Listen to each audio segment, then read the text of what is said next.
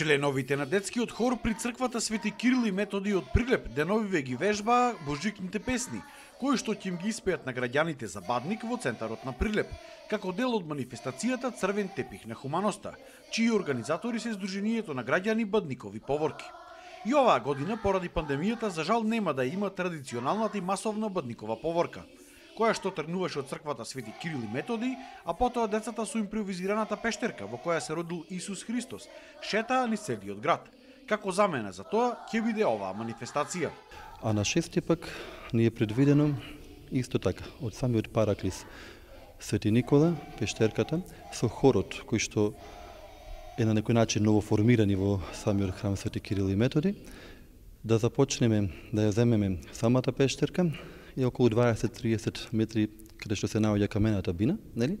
Ќе ја однесеме до таму со пењето на вечниот Бог, па таму представници од општината и сите други кои што сакаат да видат, дечињата ќе се представат со вечниот Бог, тропарот на Божик, кондакот на Божик кој што ги извежбуваме сега и многу убаво звучат.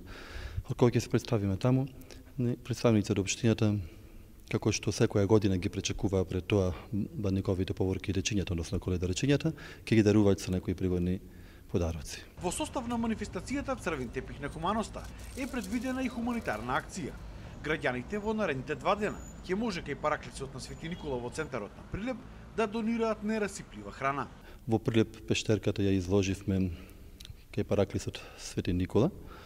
Таму ќе се стои на 3, 4 и 5 и сите граѓани од Прилеп и кои што го посетуваат Прилеп можат да донираат и да оставаат пред самиот Параклис нерасиплива храна, а потоа таа храна се собира и се носи исто така по самите сиромашни семејства каде што му е најмногу потребно. Оваа собрана храна потоа за Божик ќе биде распределена кај социјално загрозени семејства.